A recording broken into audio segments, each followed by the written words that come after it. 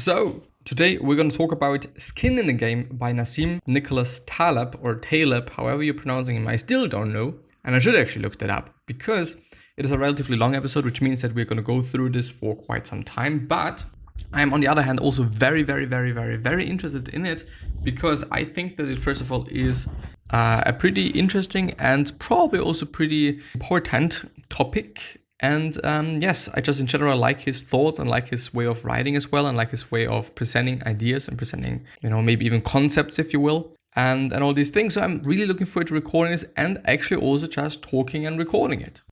I don't know, maybe I'm gonna tomorrow or someday, whenever I'm recording the next one, maybe I'm gonna do it in a different way, that I'm gonna have a presentation, that I'm gonna just try to break down his thoughts and then maybe come up with some other ideas that I'm having while just having a look at them and all stuff like that. But we're gonna see. We are gonna clearly see what I'm gonna do tomorrow and the next day and whenever. High level thoughts. Great ideas around skin in the game and having some stake in the advice you're getting, but I didn't find this book as mind-blowing as Anti-Fragile or Black Swan. Still worth a read though. And yes, it is rated 8 out of 10, and I do wonder how many books Taleb wrote, because it must be just really quite a lot, to be honest. So I've once again, of course, been eating some nuts, which is never ever good, because then my mouth gets really runny. And yes, I'm just noticing it at this point of time. So the summary notes. And as I'm just seeing, there's also, I think, an audiobook version of that. So if you want to check it out, please check it out. The link is down in the description as always. And yes, please just have a look at it. The summary notes. Book 1, Introduction. Skin in the Game is about 4 topics in one. A, uncertainty and the reliability of knowledge, both practical and scientific, assuming there is a difference, or, in less polite words, bullshit detection. B, symmetry in human affairs, that is fairness, justice, responsibility, and reciprocity. C, information sharing in transactions, and the rationality in complex systems and in the real world. That these 4 cannot be disentangled is something that is obvious when one has skin in the game. To emit a yogi barism in academia, there is no difference between academia and the real world. In the real world, there is. To emit a yogi barism. I don't know what a yogi barism is, so I might look it up, and I haven't found anything. So, well, I'm sorry.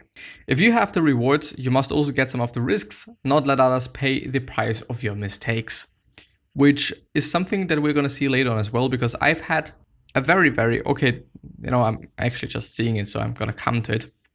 Don't tell me what you think, just tell me what is in your portfolio. In general, I think telling somebody what you think by saying, okay, this is what I think, is just quite unnecessary, because we all know that, okay, it must be what you're thinking about. Unless it is not, and it is something that you've read somewhere, then I think it just also makes sense to state that and cite that and whatnot. But saying like, okay, this is what I'm thinking about, and also writing about it, it's already clear that you're thinking about it. You just don't have to underline it once again. The abrasions of your skin guide your learning and discovery, a mechanism of organic signaling, what the Greeks called pathemata. Pathemata? Guide your learning through pain, something mothers of your children know rather well. Guide your learning through pain, which I think, it's about failure to some degree. And it is something that, so many people have been talking about it. I just really want to, keep my talk there a little shorter, because there is so much people talking about it, and, I don't have to. But yeah, failure is a good teacher. You can learn quite a lot through failure, or by failing quite often. Yeah, that's quite it. And this is the point that I was talking about before. Bureaucracy is a construction by which a person is conveniently separated from the consequences of his or her actions. And this is fucked up, because, of course, it is actually quite never ever a good idea to be separated from the results of your actions. Because, of course, you are maybe not gonna really put as much effort, as much thought into what you're doing if it is just not affecting you. If it is just like, I'm just doing it and I just actually don't care about it. But if it is really something that is gonna affect you in some way, if it is just a really big weight, then of course you're gonna really put a lot of thought and really put a lot of energy and everything into this decision or into this action. And or if it is just a tiny little bit, it's anyway gonna be more than just being completely separated from the results, which is fucked up, which really is. And I don't know, like there must be various different occasions where this is the case, in various different fields and whatnot. So this is, I think, totally something to look out for and totally something to also think about, because it is indeed not that of a good thing. But the worst causality has been free markets, as the public, already prone to hating finances, started conflating free markets and higher orders forms of corruption and cronyism, when in fact it is the exact opposite. It is government, not markets, that makes these things possible by the mechanisms of bailouts. It is not just bailouts, government interference in general tends to remove skin in a game. Does it? It kind of does. I mean, if I think about it in that way, and I'm not really sure if this is what he's referring to, but if you do get money from the government by doing something, and I think about something really particular right now, but I think then indeed you do get separated from your results, based on your actions and stuff. And what I've just been thinking about, which is something that's very recent and very dangerous and fucked up, and I can understand it because it is human beings, but on the other hand, it is just nonsensical. If you get a paycheck from the government because of Corona stuff going on, and you decide to spend all your money on dumb shit, then no, it's not a good thing. And I think this is quite the exact same thing, because you don't have to work for the money. You don't have to do anything for the money. It is just there and you can do just whatever with it. But if you work for it, then you do have a different attachment, or you're differently attached to this money. There's different thoughts running through your mind when you think about this money, because you have had to work for it, which may be what he's talking about also with skin in the game, quote unquote. I'm not quite sure, but it just makes sense for me, because why would you? Nobody would, I think at least, use any money that was just really hardly earned, which, hardly is not the right word there, but you know what I mean. You really had to work hard for it. You're not going to spend it on dumb shit, at least not all of it. Of course, a portion of it is going to just be spent on something that's maybe not that sensical, but not everything. Not the whole paycheck that is or should be lasting you for a month, I guess, or something. And I don't know, and this is also the government gave you this money. And yes, it indeed separated you from the action, or it separated you from the results, or both action and result quite, because normally you have to take the action of working and then you get the result, which is money, but there was no action, but you got the result. So there is a separation there, if this makes sense. Or I could also just be interpreting quite a lot of bullshit into that. I don't know. Maybe it's an interesting thought. You will never fully convince someone that he is wrong. Only reality can. Yes, but you can show them reality in some way. Sometimes it's also difficult because, we can neglect to see it. We can neglect reality very easily. The curse of modernity is that we are increasingly populated by a class of people who are better at explaining than understanding, or better at explaining than doing. Yes, not a lot of people are doing, which is an unfortunate thing. And there's a ton of people that like to think and maybe plan, but maybe not execute. There is no evolution without skin in the game. Yeah, maybe because there's no real reason for us to evolve, to progress, if it is just not affecting us. Rent seeking is trying to use protective regulations or rights, quote unquote, to derive income without adding anything to economic activity, not increasing the wealth of others. Effectively, there is no democracy without such an unconditional symmetry in the rights to express yourself and The gravest threat is the slippery slope in the attempts to limit speech on the grounds that some of it may hurt some people's feelings. Such restrictions do not necessarily come from the state itself, rather from the forceful establishment of an intellectual monoculture by an overactive thought police and the media and cultural life. Do you know the thought police? George Orwell, 1984. Very interesting that he's referencing there. But I want to read it once again because I didn't really get it. Effectively, there is no democracy without such an unconditional symmetry in the right to express yourself. Such an unconditional symmetry in the right to express yourself. Okay, and the gravest threat is the slippery slope in the attempts to limit speech on grounds that some of it may hurt some people's feelings. Such restrictions do not necessarily come from the state itself, rather from the forceful establishment of an intellectual monoculture by an overactive thought police in the media and cultural life. Avoid taking advice from someone who gives advice for a living unless there is a penalty for their advice. Yes, because of course, this person's just gonna either say just something or he or she is just actually also giving you advice that is leading you to being in need of more advice, which is going to be an endless money machine for them in the end. But sometimes there is a penalty, at least reputation maybe, and if this is enough for you, this is totally something that you have to decide on your own, because I don't know and I cannot tell. But yeah, people's explanations, quote unquote, for what they do are just words, stories they tell themselves, not the business of proper science. What they do, on the other hand, is tangible and measurable, and that is what we should focus on. Which is also something that somebody else said, but I don't remember whom it was. But yes, indeed, because we all like to talk, but we just maybe or sometimes do different things than we are talking about. By definition, what works cannot be rational. About every single person I know who was or who has chronically failed in business shares that mental block. The failure to realize that if something stupid works and makes money, it cannot be stupid. Yes, indeed. I know.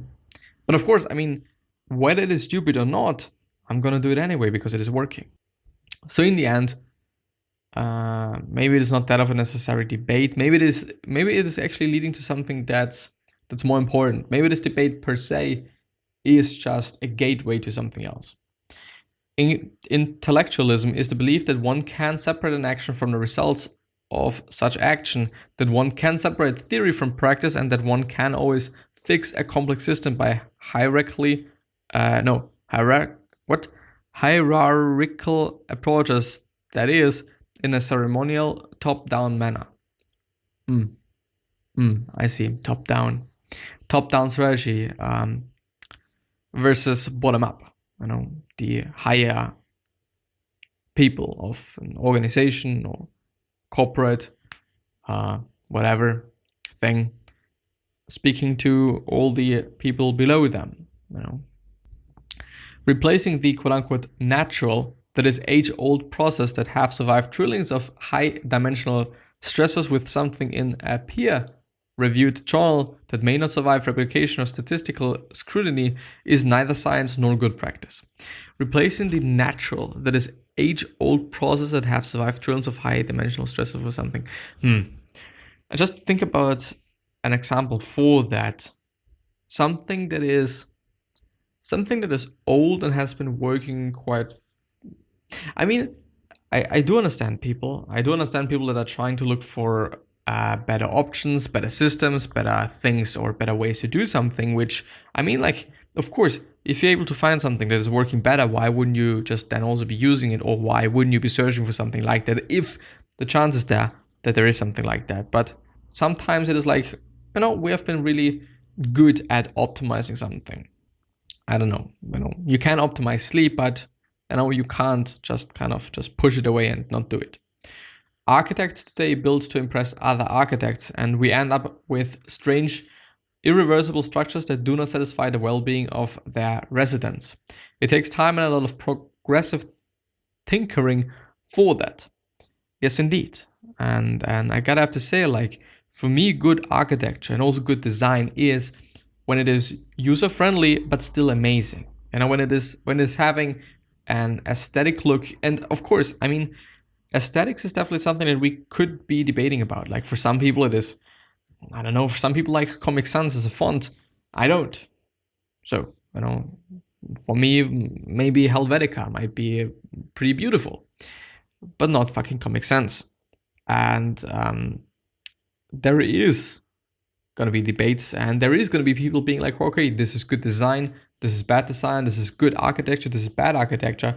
But I think we all do have to agree in one point, which is if it is used by human beings and it is not able to be used in a very good way, if the human being that is trying to operate this thing, if he or she is not able because this product is just not well designed or poorly designed, or this house is poorly architectured, then it is not good. That's it. If the residents, if they just have complaints about just really, maybe really basic things like, I don't know, the window placement being just weird because there is not enough light in the room and you just have to have some lights and whatnot. Architecture is a very, very interesting for me and cool art form, because you can mixture usability and design very well, and I think it is just amazing thought processes that you can evoke in this process per se as well. What I mean is, okay, I'm gonna make a really cool house, but it is also gonna be so amazing to live in that, because I'm gonna optimize everything from the windows so that enough light gets into the rooms, and everything maybe even just seems to be more open and more bright and more actually more big or bigger than it actually is, by using mirrors and by using just different ways of constructing the whole building and stuff like that. So you can really do quite a lot of great things in architecture, at least at my point of view. As a Spartan, if you do not take risks for your opinion, you are nothing. It's a little harsh, but yeah. As a Spartan mother tells her departing son, with it or on it. What? With it or on it, meaning either return with your shield or don't come back alive. The custom was to carry the dead body flat on it. Only cowards throw away their shields to run faster. I don't really get it.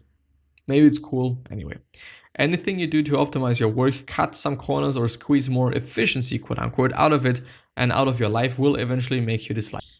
Yeah, to some degree. And I'm actually kind of, I think, seeing this in Seth Godin.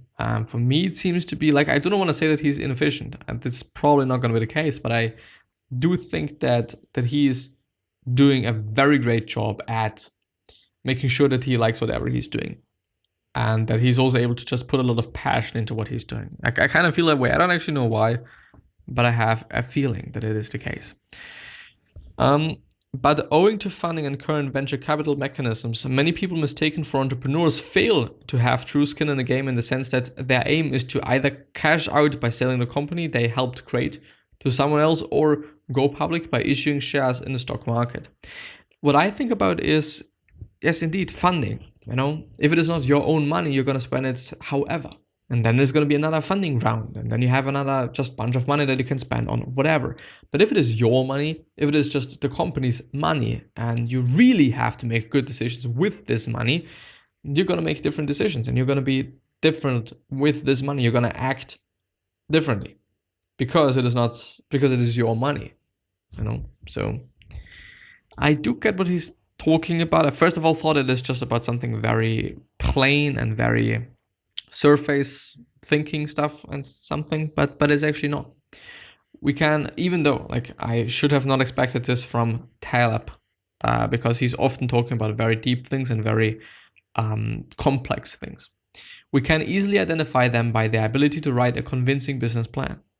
Products or companies that bear their owner's name convey very valuable messages. They are shouting that they have something to lose. Products or companies that bear their owner's name. This is, by the way, also something that this is actually something that I had to think about recently, very, very recently. It might have been, I've bought a whiskey And I've seen that there is the initials of the owner on it. And I think this was the moment when I thought like, well, this is actually pretty strange, because if I'm standing for every single bottle with my name, and I don't know because of what reason I thought about it, but it is a pretty fucked up thing if your name is everywhere. And it is what you're standing for, basically. And it is also what people are going to see when they're just having a look at you. Okay, this is what you did because your name is on it. Then I think you're going to actually indeed do it differently, maybe better. But I don't know. Of course, I mean, Marco Polo is also a name, I guess. And or some other brands maybe. Tommy Hilfiger as well. Something else. Maybe, well, indeed, actually quite a lot of quote-unquote luxury brands. I think also Versace. There is a guy called Versace, or a woman, I don't know. Anyway, for those familiar with the idea of nonlinear effects from Antifragile, learning is rooted in repetition and convexity, meaning that the reader of a single text twice is more profitable than reading two different things once, provided, of course, that said text has some depth of content. Of course, if it is just some bullshit, then it is not going to be good anyway. But yeah, I think I'm going to end the episode there. So I wish you the best health, wealth, happiness, and also success. And also hope that you're going to remind yourself and you're going to be remembered, which basically means your legacy, and basically means just being a nice person and also being remembered as a nice person, which is a pretty cool thing. Pretty amazing thing indeed. And yeah. I have also 3 other questions for you, which are: why are you here? What are you trying to change? And what is bothering you the most? These 3 questions are hopefully going to show you your purpose and maybe even a business idea, which is a pretty cool thing. It's a pretty fucking cool thing. Something else to think about is another question, which is: what could you do? What could you make? What could you change? What could you say? What could you create? What could you build? But especially say to another human being or multiple human beings that is going to make their day, it's going to make their week, it's going to make their life, it's just going to make them happy or grow. I don't know, something like that. But anyway, I'm going to see you the next time. Bye, and thank you very much from the bottom of my heart. Thank you. This is really something that I have to thank you for. Maybe the next episode's actually going to be only talking. Would actually kind of be nice, I think. Anyway, I'm going to see you. Bye-bye.